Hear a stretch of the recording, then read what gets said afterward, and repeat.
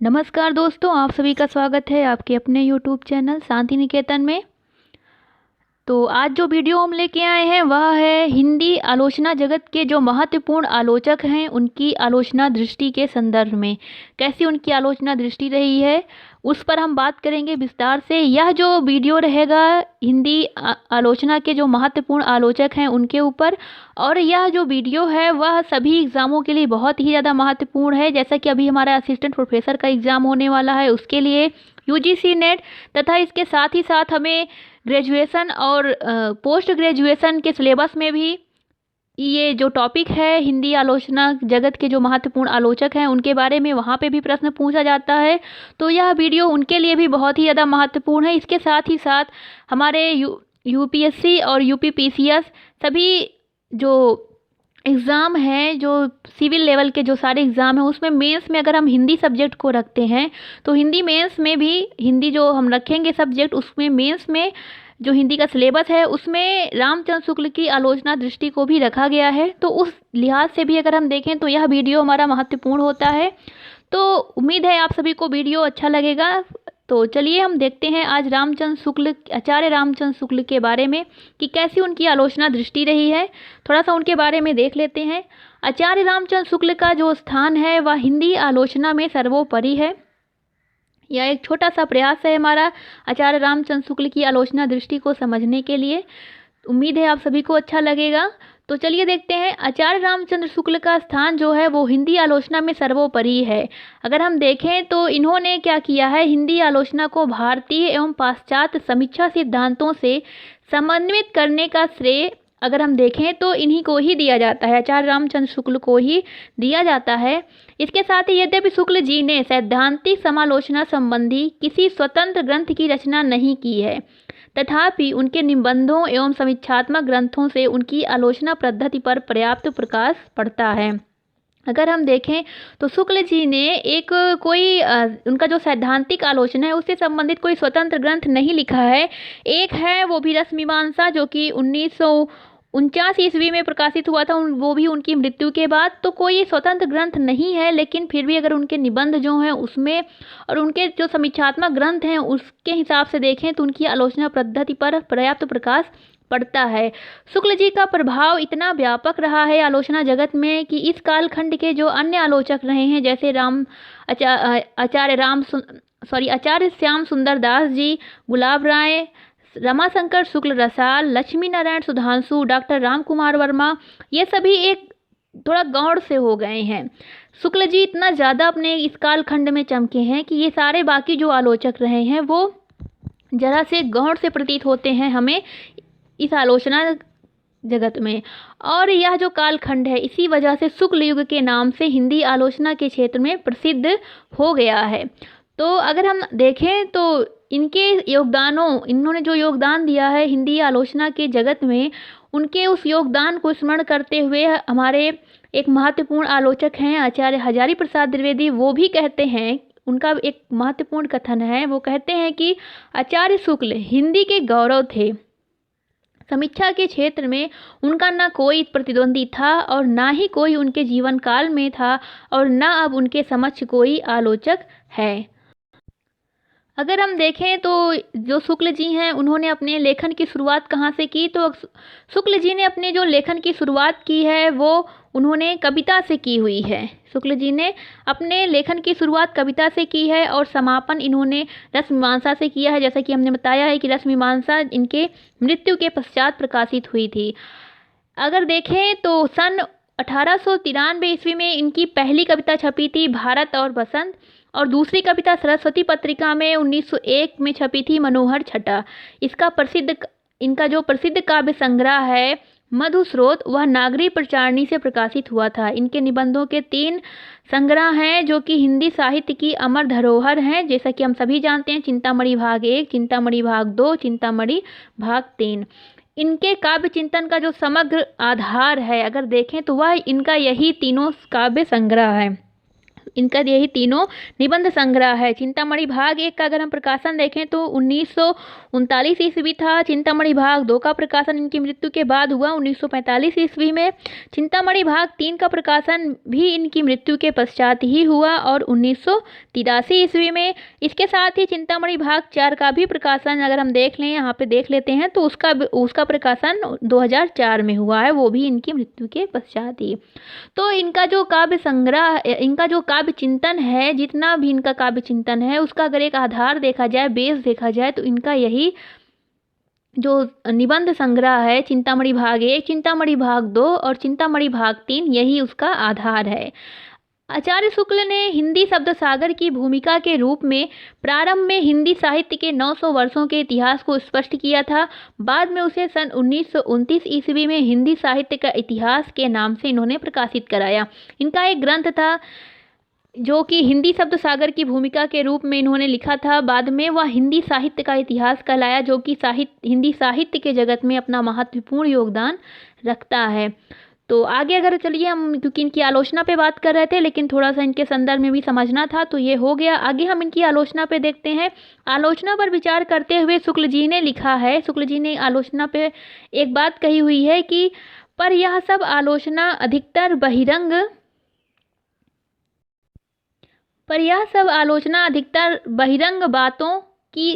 बहिरंग बातों तक ही रही। भाषा के गुण दोष, रस, अलंकार आदि की समीचीनता इन सब परंपरागत विषयों तक पहुंची। स्थायी साहित्य में परिगणित होने वाली समालोचना, जिसमें किसी कवि की अंतर्वृत्ति का सूक्ष्म विच्छेदन होता है, उसकी मानसिक प्रवृत्ति की विशेषताएं दिखाई जाती हैं, बहुत कम दिखाई पड़ी।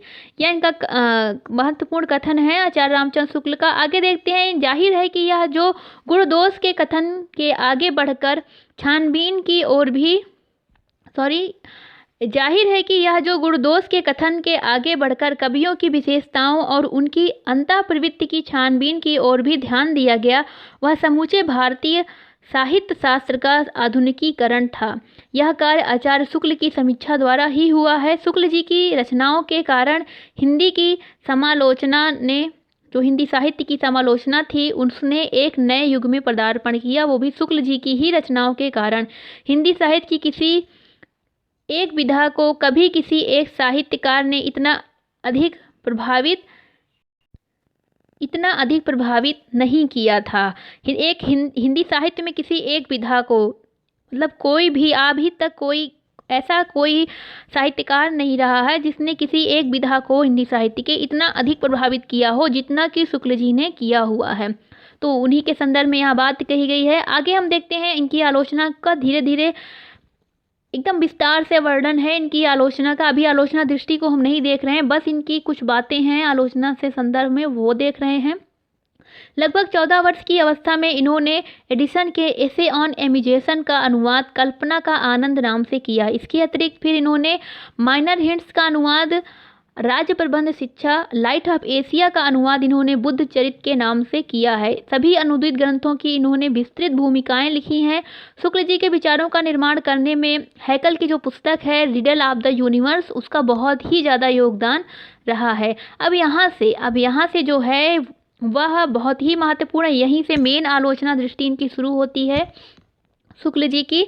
तो चलिए हम देखते हैं। शुक्ल जी ने आलोचना के दोनों पक्षों, सैद्धांतिक एवं व्यवहारिक, दोनों को नए सिरे से परिष्कृत किया है। सही बात है। शुक्ल जी को अगर हम देखें तो इनकी जो आलोचना दृष्टि है वह सैद्धांतिक एवं व्यवहारिक दोनों ही प्रकार की आलोचनाएं हैं। जहाँ पे सैद्धांतिक समीक्षा के रूप में रसमीमांसा, रस चिंतन के क्षेत्र में स्वयं अपना एक प्रतिमान लिए हुए है, तो वहीं व्यवहारिक आलोचना का प्रौढ़तम रूप अगर इनका हम देखें तो तुलसी और जायसी ग्रंथावली की भूमिकाओं में भ्रमर गीत सार की भूमिका हिंदी साहित्य का इतिहास में प्रकट होता है। शुक्ल जी की समीक्षा का अगर हम सैद्धांतिक आधार देखें तो वह भारतीय रसवाद ही है। शुक्ल जी ने इसे सर्वथा पूर्ण मानदंड माना हुआ है। इन्होंने अब एकदम ये जो भारतीय रसवाद है इसको इन्होंने पूर्ण मानदंड माना हुआ है। अगर हम देखें तो शुक्ल जी ने जो अपनी आलोचना की हुई है उसमें इन्होंने हिंदी के गंभीर सैद्धांतिक प्रतिमान विकसित करने के लिए जहां एक ओर संस्कृत के प्राचीन काव्य शास्त्रीय सिद्धांतों को परखा है, तो वहीं दूसरी ओर इन्होंने पाश्चात्यवादों, प्रतीकवाद, कलावाद, बिंबवाद, अभिव्यंजनावाद, प्रभाववाद, रोमांटिसिज्म आदि पर होते हुए इन्होंने हिंदी में आते हुए Addison, Coleridge, Matthew Arnold, Richards, Croce, Bradley आदि के गंभीर एवं विशद प्रभावों का भी अध्ययन किया हुआ है। इन्होंने मतलब जहाँ एक तरफ इन्होंने अपनी आलोचना को विकसित करने के लिए संस्कृत के पाश्चात्य काव्य शास्त्रों को देखा, काव्य शास्त्रीय सिद्धांतों को परखा, हमारे आचार्यों को पढ़ा, वहीं इन्होंने पाश्चात्य के जो महत्वपूर्ण वाद थे उन्हें और वहाँ के जो महत्वपूर्ण कवि थे उनको भी इन्होंने विशेष तौर पे अध्ययन किया हुआ है। चलिए इनके हम सैद्धांतिक आलोचना पर अब बात करते हैं। पहले हम सैद्धांतिक आलोचना के बारे में इनके देखेंगे, उसके बाद हम इनकी व्यवहारिक आलोचना के बारे में बात करेंगे। सैद्धांतिक आलोचना या इनकी जो समीक्षा है उसके अंतर्गत निम्नलिखित बिंदुओं पर इन्होंने बात की हुई है। इन्होंने कविता पर बात की है। इनका जो महत्वपूर्ण ग्रंथ है सैद्धांतिक आलोचना का, एक ग्रंथ जो है वह है रसमीमांसा। और इन्होंने किन किन टॉपिक पर बात किया है सैद्धांतिक आलोचना के संदर्भ में, तो कविता पे बात की है इन्होंने, कविता के उद्देश्य पर बात किया है इन्होंने, कविता की साधना पर बात किया हुआ है, कविता की भाषा क्या होनी चाहिए उस पर इन्होंने बात किया हुआ है।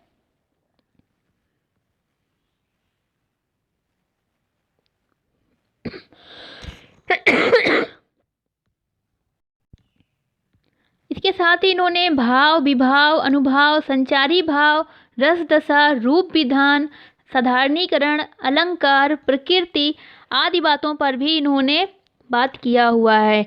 इन्होंने लोकमंगल, जो काव्य में इनकी लोकमंगल की साधना अवस्था है उस पर भी इन्होंने बात किया हुआ है अपनी सैद्धांतिक आलोचना के ही संदर्भ में। तो अगर हम देखें तो इन्होंने जो कविता पर बात की है, कविता के बारे में, कविता को प्रभावित करते हुए ये सबसे पहले इनकी जो बहुत ही फेमस परिभाषा है कविता के संदर्भ में कि जिस प्रकार आत्मा की मुक्तावस्था ज्ञान दशा कहलाती है, उसी प्रकार हृदय की मुक्तावस्था रस दशा कहलाती है। हृदय की इसी मुक्ति साधना के लिए मनुष्य की वाणी जो रूप विधान करती आई उसे कविता कहते हैं। स्पष्ट है कि कविता वह साधन है जिसके माध्यम से मानव का शेष सृष्टि के साथ रागात्मक संबंध हो जाता है। इसके लिए कवि को काव्य के विषय से पूर्ण रूपेण परिचित होना आवश्यक है। कविता का उद्देश्य हृदय को लोक सामान्य भाव भूमि पर पहुंचा देना है, यह कहना निश्चित ही इन्होंने यह जो कहा हुआ है वह एकदम ठीक इन्होंने कहा हुआ है कि कविता का उद्देश्य ऐसा होना चाहिए कि वह हृदय को लोक सामान्य भाव भूमि तक पहुंचा दे। इसके साथ ही इन्होंने यह कहना इनका निश्चित ठीक रहेगा कि साहित्य की जनतांत्रिक परंपरा को सुदृढ़ करना है। कविता का जो महत्वपूर्ण उद्देश्य है शुक्ल जी के हिसाब से कि वह साहित्य की जनतांत्रिक परंपरा को क्या करे, सुदृढ़ करे। इसके साथ ही कविता की साधना को इन्होंने भाव योग कहा हुआ है।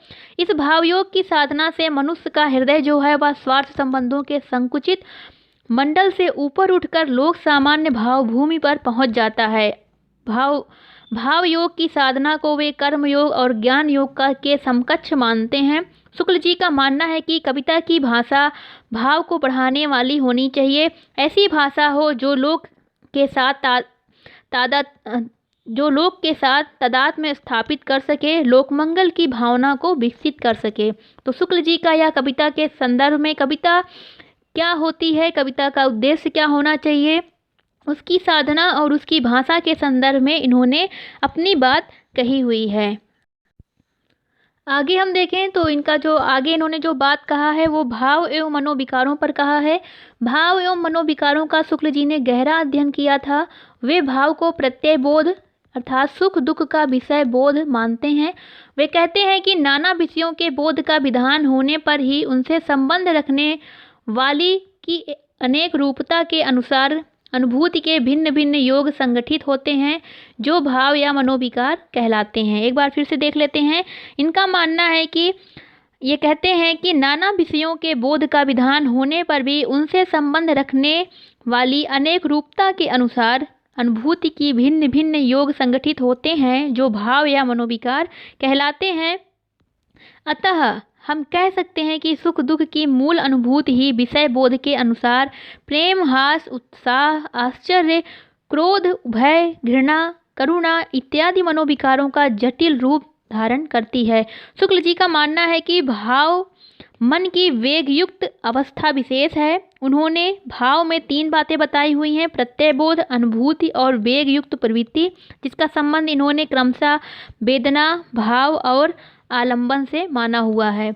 यह मानते हैं कि जो विभाव, अनुभाव और संचारी भाव हैं, इन्होंने इसे अपनी तरह से व्याख्यायित किया हुआ है और विभाव को ये काव्य में प्रमुख स्थान देने पर बात करते हैं। ये विभाव को काव्य में महत्वपूर्ण स्थान देने की बात करते हैं। इन्होंने विभाव, अनुभव, संचारी भाव को अपनी तरह से व्याख्यायित किया हुआ है और विभाव को महत्वपूर्ण स्थान काव्य में दिलाने की बात करते हैं, बल देते हैं एवं उसके व्यापक चित्रण में कल्पना का सहयोग भी यह आवश्यक मानते हैं। तो यह तो जो बातें थी वह थी इनकी जो भाव एवं मनोविकारों के संदर्भ में इनकी एक दृष्टि थी, जिसको हमने समझा।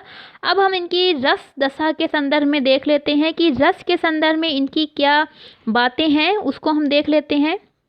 अगर हम देखें तो शुक्ल जी ने जो रसवाद है उसको आध्यात्मिक भूमि से उतार कर वैज्ञानिक आधार पर प्रतिष्ठित किया हुआ है। उसे बौद्धिक चिंतन की दृष्टि से अधिक पूर्ण और इन्होंने विश्वसनीय बनाया हुआ है। इन्होंने रस के प्रवर्तक भावों का विशद, सूक्ष्म और गंभीर मनोवैज्ञानिक विवेचन किया। और अगर हम देखें, चलिए उन्होंने इनकी जो एक परिभाषा है रस दशा के संदर्भ में, ये कहते हैं कि लोक हृदय में हृदय के लीन होने की दशा का नाम ही रस दशा है। यह लीनावस्था मनुष्य को जीवन और जगत से विरत नहीं करती, बल्कि वह नाना रूपात्मक जगत के साथ रागात्मक संबंधों को दृढ़तर करती है। वे रस को केवल आनंदप्रद ही नहीं मानते हैं। शुक्ल जी केवल रस को आनंद के लिए ही रस होते हैं या नहीं मानते। उनकी दृष्टि में सभी रस आनंदप्रद नहीं होते। इन्होंने करुण आदि रसों में दुखानुभूति भी होती है, ऐसा माना हुआ है। शुक्ल जी रस को ना तो पूर्ण रूप से लौकिक मानते हैं और ना ही अलौकिक। इन्होंने करुण रस को अधिक महत्वता दी हुई है। अगर हम देखें तो इन्होंने करुण रस को अत्यधिक महत्वता दी है। आगे जो बिंदु है शुक्ल जी के संदर्भ में वह है रूप विधान पर। यह रूप विधान के विषय में इनका मानना है कि बाहर एवं भीतर दोनों ओर रहते ये रूप ही सुंदर, मधुर, भीषण या क्रूर लगने वाले रूपों या व्यापारों से भिन्न सौंदर्य, माधुर्य, भीषणता, क्रूरता कोई पदार्थ नहीं है। मानसिक रूप विधान का नाम ही संभावना या कल्पना है। एक तरीके से अगर देखें तो रूप विधान के संदर्भ में इनका मानना है कि काव्य में विभाववादी का रूप विधान कल्पना द्वारा होता है और ये कहते हैं कि कल्पित रूप विधान ही रसोद्बोधन में समर्थ होता है। शुक्ल जी की स्थापना यह है कि प्रत्यक्ष रूप विधान और स्मृत रूप विधान द्वारा ही रसानुभूति हो सकती है और होती है। इन्होंने कहा है, प्रत्यक्ष रूप विधान के संदर्भ में शुक्ल जी कहते हैं कि जिस प्रकार काव्य में वर्णित आलंबनों की कल्पना में उपस्थित होने पर साधारणीकरण होता है, उसी प्रकार हमारे भावों के कुछ आलंबनों के प्रत्यक्ष सामने आने पर भी उन आलंबनों के संबंध में लोक के साथ या कम से कम सहृदयों के साथ हमारा तादात्म्य रहता है। यह इनकी मान्यता है रूप विधान के संदर्भ में। आगे ये तो रूप विधान के संदर्भ में इन्होंने क्या कहा, ये 3 प्रकार के रूप विधान मानते हैं। प्रत्यक्ष रूप विधान, स्मृत रूप विधान जो कि हमने देखा, और एक और है संभावित या कल्पित रूप विधान। आगे है हमारा आगे इन्होंने जिस पर बात की हुई है वह है साधारणीकरण। साधारणीकरण का अर्थ इन्होंने माना है कि सच्ची अनुभूति अर्थात जो भाव लेखक के मन में हो वही पाठक के अंदर हो जाए तो वह साधारणीकरण होता है। साधारणीकरण के लिए भाव एवं विभाव का सामंजस्य होना चाहिए। शुक्ल जी का मानना है कि किसी काव्य में वर्णित आलंबन केवल भाव की व्यंजना करने वाले पात्र या आश्रय का ही आलंबन नहीं रहता, बल्कि पाठक या श्रोता का भी होता है। यह इनका मानना है। एक ही नहीं, अनेक पाठकों एवं श्रोताओं का भी आलंबन हो जाता है। मतलब इनका यह कहना है कि किसी काव्य में वर्णित आलंबन केवल भाव की व्यंजना करने वाले पात्र या आश्रय का ही आलंबन नहीं रहता, सिर्फ उसी का नहीं रहता, बल्कि पाठक या श्रोता का भी, बल्कि एक पाठक या श्रोता नहीं बल्कि अनेक पाठकों एवं श्रोताओं का भी आलंबन हो जाता है। अतः आलंबन के प्रतिबंधित भाव में पाठकों एवं श्रोताओं का हृदय योग द्वंद्वता हुआ उसी भाव का रसात्मक अनुभव करता है। जो भाव लेखक के मन में होता है वही भाव पाठक के मन में भी व्याप्त हो जाता है। साधारणीकरण मूल रूप से आलंबन का होता है। शुक्ल जी के अनुसार कि साधारणीकरण जो है वह मूल रूप से आलंबन का होता है। तो यह जो बात थी इनकी थी साधारणीकरण के संदर्भ में। आगे जो है, आगे हम अपना जो टॉपिक है वह देखेंगे अलंकार के संदर्भ में इन्होंने क्या बात कही है। अलंकार को देखें तो शुक्ल जी अलंकार को काव्य का शोभाकारक धर्म मानते हैं, वे उसे साधन मानते हैं, साध्य नहीं। इन्होंने अलंकार को साधन माना हुआ है, साध्य नहीं माना है। इनका मानना है कि अलंकार जो है, ये कहते हैं कि मैं अलंकार को केवल वर्णन प्रणाली मानता हूँ जिसके अंतर्गत चाहे किसी भी वस्तु का वर्णन किया जा सकता है। वस्तु निर्देश अलंकार का कार्य नहीं। यह कहते हैं कि इसे केवल वर्णन प्रणाली मानते हैं जिसके अंदर किसी भी वस्तु का वर्णन हम कर सकते हैं, लेकिन वस्तु निर्देश जो है वह अलंकार का कार्य नहीं है। शुक्ल जी ने इसको वस्तु को चमत्कृत करने के लिए एवं भावों को बढ़ाने के लिए आवश्यक माना हुआ है। प्रकृति के संबंध में अगर देखें तो आचार्य शुक्ल जी का मत है कि प्रकृति आलंबन और उद्दीपन दोनों प्रकार के विभावों का काम करती है। आगे देखें तो क्रोचे के अभिव्यंजनावाद का शुक्ल जी ने तीव्र विरोध किया हुआ है, यह भी एक बिंदु है। तो यह तो जो महत्वपूर्ण बातें थी सैद्धांतिक आलोचना के संदर्भ में थी इनकी।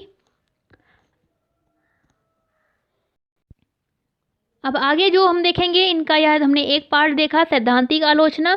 आगे जो हम देखेंगे आगे इनका है व्यवहारिक आलोचना। व्यवहारिक आलोचना पर इन्होंने क्या कहा हुआ है। तो व्यवहारिक आलोचना के संदर्भ में अगर हम देखें तो इनके व्यवहारिक आलोचना को दो भागों में विभाजित कर सकते हैं। पहला तो इन्होंने कवियों पर जो आलोचनाएं लिखी हुई हैं, दूसरा इन्होंने काव्य धाराओं पर जो आलोचनाएं की हैं उसके संदर्भ में। शुक्ल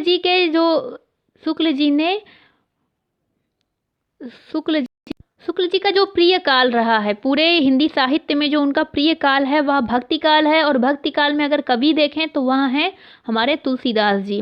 तो शुक्ल जी ने सूर, तुलसी, जायसी आदि कवियों के संदर्भ में अपनी समीक्षा प्रस्तुत की हुई है। कुछ इनकी समीक्षात्मक कृतियां हैं जैसे गोस्वामी तुलसीदास और लोक धर्म। दूसरा इन्होंने सूर पे लिखा हुआ है महाकवि सूरदास। तीसरा इन्होंने फिर जायसी पे लिखा है जायसी ग्रंथावली की भूमिका। और है एक और ग्रंथ है जिसका नाम है त्रिवेणी। तो यह तो इनकी व्यवहारिक आलोचना से संदर्भित ग्रंथ हैं जो कि इन्होंने लिखा हुआ है। तो इनकी व्यवहारिक आलोचना से संदर्भित जो इनकी आलोचना दृष्टि है उसे देख लेते हैं एक बार। इन्होंने सूरदास के संदर्भ में देखते हैं, नहीं उसके पहले थोड़ा इन्होंने अपनी 5वीं कृति की इनकी देखने को मिलती है हमें भारतेंदु हरिश्चंद्र, यह भी इस पर भी इन्होंने बात की हुई है। और देखते हैं सूरदास पे। सूरदास के बाल वर्णन, विरह वर्णन, श्रृंगार वर्णन आदि पक्षों की समीक्षा शुक्ल जी ने अपनी कृति महाकवि सूरदास में की हुई है। शुक्ल जी को सूर का संयोग वर्णन अच्छा लगता है क्योंकि वृंदावन के उसी सुखमय जीवन में हास परिहास के बीच गोपियों के प्रेम का उदय होता है। शुक्ल जी ने जिन पंक्तियों की प्रशंसा करते हुए उन्हें यह बात कही हुई है वह है कि तुम पे कौन दुहावे गैया, इत चितवत उद्धार चलावत यही सीखियो है मैया। या इनकी जो महत्वपूर्ण पंक्ति है इन्हें जो बहुत प्रिय है। आगे इन्होंने सूर्य को प्रेम का, जिसके अंतर्गत पालन एवं रंजन आते हैं, का कवि माना हुआ है। सूरदास में भक्ति का विकास नामक एक अध्याय में इन्होंने भक्ति का ऐतिहासिक, तुलनात्मक एवं मनोवैज्ञानिक विवेचन किया। वे भक्ति का संबंध इसी लोक से जोड़ते हैं और रहस्यवादी अंतः साधना से उसे अलग करते हैं। जो सूरदास जी की भक्ति है उसके संदर्भ में यह बातें हैं।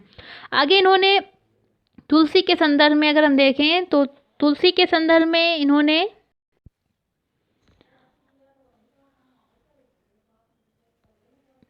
तुलसीदास के संदर्भ में देखते हैं कि तुलसी और तुलसीदास तथा उनकी कृति जो रामचरितमानस है वह शुक्ल जी को अत्यंत प्रिय है। तुलसी को इन्होंने इन्होंने करुणा का, जिसके अंतर्गत लोक रक्षा लोक मंगल का भाव आता है, उसका कवि इन्होंने माना है। इन्होंने सूर्य को जहाँ लोक रंजन का काव्य माना है, और वहीं पर इन्होंने तुलसीदास जी को लोक रक्षा या लोक मंगल का काव्य कवि माना हुआ है। शुक्ल जी ने तुलसी की महानता एवं लोकप्रियता की व्याख्या की है, और इन्होंने इनके जीवन के लिए संदर्भवान बनाया है। इनको उन्होंने जीवन के लिए संदर्भवान बनाया है। तुलसीदास जी अगर देखें तो लोकप्रिय तो पहले भी थे, लेकिन उन्हें महान कवि के रूप में हमारे समक्ष जो शुक्ल जी ही लेकर आए हुए हैं। शुक्ल जी ने तुलसी को कवि के रूप में इसलिए भी श्रेष्ठ माना है क्योंकि संपूर्ण काव्य इनका लोक मंगल का विधान करने वाला है। इस वजह से इन्होंने कहा कि शुक्ल जी सर्वश्रेष्ठ हैं, इनका काव्य क्योंकि लोक मंगल का विधान करता है। इनका ग्रंथ रामचरितमानस लोक मंगल का विधान करता है। आधुनिक संदर्भों में यदि लोक मंगल की बात की जाए तो वह जन कल्याणकारी एक कल्पना है, जिस शुक्ल जी के अनुसार राम कथा के भीतर के ये स्थल अत्यंत मर्मस्पर्शी हैं। जैसा कि कुछ हैं स्थल, जैसे कि राम का अयोध्या त्याग, जब इन्होंने राम जी ने अयोध्या को त्यागा तो राम का अयोध्या त्याग, और पथिक के रूप में राम का वनगमन, चित्रकूट में राम और भरत का मिलाप, सबरी का आतिथ्य, लक्ष्मण को जो शक्ति बाण लगता है उस टाइम राम जी का जो विलाप है वह, भरत की प्रतीक्षा जब वापस इनको आना रहता है 14 वर्ष के वनवास के बाद। तो यह जो कुछ महत्वपूर्ण स्थल हैं वह शुक्ल जी कहते हैं कि यह अत्यंत मर्मस्पर्शी हैं। इन्होंने सर्वाधिक मर्मस्पर्शी प्रसंग राम वनगमन प्रसंग माना हुआ है, जो कि शुक्ल जी को बहुत ही ज़्यादा अच्छा लगता है, क्योंकि राम वनगमन के द्वारा राम जी जो हैं वो जीवन के व्यापक कर्म क्षेत्र में उतरते हैं। राम वनगमन उनके लोक मंगल में, लोक रक्षा में, लोक में एक तरह से प्रविष्ट होने की भूमिका है। इसी मनोहारी दृश्य में ये करुणा के बीज भाव का वृजन करते हैं। लोग ग्राम वधुओं में सीता जी का जो वार्तालाप होता है, उनका जो ग्राम वधुओं में सीता जी का जो वार्तालाप स्थल है वह भी शुक्ल जी को बहुत ही ज़्यादा रुचिकर है, क्योंकि यहाँ पे सीता जी सामान्य ग्रामीणों की तरह व्यवहार करती हैं और उन्हीं से घुल मिलकर उन्हीं की जैसी हो जाती हैं। सीताहरण के पश्चात जो सीता की वियोगावस्था है, और वह इन्होंने गोपियों की विरहावस्था से कहीं अधिक सच्ची, और इन्होंने उसे बहुत ही ज़्यादा महत्व दिया हुआ है कि वह गोपियों की विरहावस्था से ज़्यादा वह मर्मस्पर्शी है। तो इस तरह इन्होंने तुलसीदास जी की जो कृति है उसके संदर्भ में, रामचरितमानस, उसके संदर्भ में इन्होंने यह बात कही हुई है। यह तुलसीदास को सर्वश्रेष्ठ कवि मानते हैं लोकमंगल, क्योंकि इनके काव्य में हमें लोकमंगल का विधान दिखता है। इस वजह से इन्होंने, और आगे अगले कवि हैं जिस पर इन्होंने बात की हुई है वह हैं जायसी के रहस्यवाद, उनके प्रकृति चित्रण, विरह वर्णन, संयोग वर्णन आदि की समीक्षा इन्होंने की हुई है। इनका एक ग्रंथ है जायसी ग्रंथावली, इस पर इन्होंने की हुई है। नागमती के विरह वर्णन को शुक्ल जी ने हिंदी में अद्वितीय कहा हुआ है। इनके विरह का वर्णन की जो तीव्रता में मर्मस्पर्शता है उसका आधार स्वाभाविक पद्धति पर प्रकृति की प्रतीक योजना है। यह मानते हैं कि इसकी जो तीव्रता और मर्मस्पर्शता है उसका जो आधार है वह स्वाभाविक रूप से प्रकृति की प्रतीक योजना है, इनके हिसाब से, शुक्ल जी के हिसाब से। आगे देखें अगर, तो आगे इन्होंने जो बात की है वह, इन्होंने ये 4 कवि थे, 4 कवि के बारे में जिस पे इन्होंने बात की है जो बहुत ही ज़्यादा महत्वपूर्ण हैं। सूरदास जी, तुलसीदास जी, जायसी, इस पर इन्होंने बहुत ज़्यादा बात की है। इन पे संदर्भित इनका एक ग्रंथ भी है त्रिवेणी, जिस पर इन्होंने सूर, तुलसी, जायसी के संदर्भ में बात की है। इन्होंने इनका थोड़ा एक, अगर देखें तो कबीर के प्रति ये थोड़ा पक्षपात कर दिए हैं, कबीर के प्रति यह न्याय नहीं कर पाए हैं। यह इनकी आलोचना दृष्टि का थोड़ा एक, अगर देखें तो नकारात्मक पक्ष भी है। जिस तरह से इन्होंने तुलसी को स्थान दिया उस तरह से यह कबीर के साथ न्याय नहीं कर पाए, और वह सूर और जायसी को भी उतना महत्व नहीं देते जितना कि यह तुलसीदास जी को देते हैं।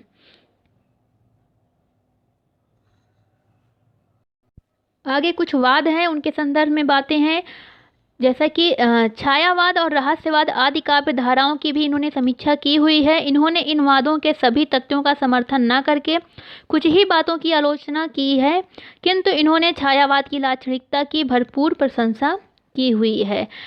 इनमें कतिपय वादों के प्रति असहिष्णुता अवश्य है, किंतु हठधर्मिता नहीं, यह इनका मानना है। शुक्ल जी ने छायावादी कवियों पंत श्रीधर पाठक, रामनरेश त्रिपाठी, जयशंकर प्रसाद, निराला आदि कवियों की भी समीक्षा की हुई है, लेकिन अगर देखें तो यह छायावाद के प्रति उतना न्याय नहीं कर पाए हैं।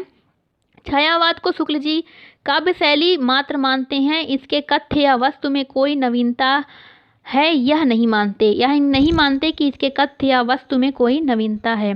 तो अगर देखें तो एक तरह से वादों में इन्होंने छायावाद को भी एक तरीके से इन्होंने उतना महत्व तो नहीं दिया, और कवियों में अगर देखें तो जहाँ पे अगर लेखक में तो ये प्रेमचंद के प्रति भी उतना न्याय नहीं कर पाए हैं। तो यह इनकी थोड़ी नकारात्मक पक्ष है आलोचना दृष्टि के संदर्भ में। आगे प्रबंध काव्य को शुक्ल जी ने मुक्तक से श्रेष्ठ माना हुआ है। इसके साथ ही अगर देखें तो शुक्ल जी की आलोचना पद्धति में लोक मंगल का विशेष स्थान है। कविता मनुष्य के हृदय स्वार्थ के संकुचित मंडल से ऊपर उठकर लोक सामान्य भावभूमि को प्रतिष्ठित करती है। लोक के साथ तादात्म्य स्थापित होने पर ही लोक मंगल का विधान अनिवार्य होता है। शुक्ल जी का जो निबंध है उसमें काव्य में लोक मंगल की साधना अवस्था जो टॉपिक है वह इनकी लोक मंगलकारी जो भावना है उस पर पर्याप्त प्रकाश डालता है। लोक मंगल की साधना तभी हो सकती है जब अन्याय, अत्याचार, अनाचार आदि के निराकरण हेतु प्रयास किए जाएं, यह शुक्ल जी का मानना है। तो इस तरह हमने देखा शुक्ल जी की समीक्षा दृष्टि को, उनकी आलोचना दृष्टि को। यह एक छोटा सा प्रयास था। और आगे अंत में इनके बारे में हजारी प्रसाद द्विवेदी जी का कहना है, इन्होंने इनकी समीक्षा एक समीक्षक के रूप में इनकी विशेषताओं को बताते हुए इन्होंने लिखा हुआ है कि आचार्य शुक्ल उन महिमाशाली लेखकों में हैं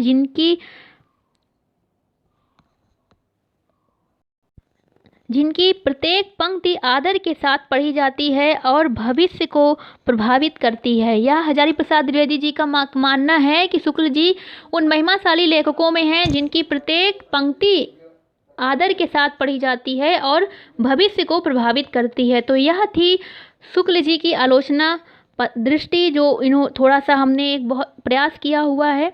कुछ त्रुटियां अगर हों तो आप ज़रूर कमेंट करके बताएं, हम उसे सुधारेंगे अवश्य। तो आगे मिलेंगे एक नए आलोचक के साथ, तब तक के लिए नमस्कार, धन्यवाद।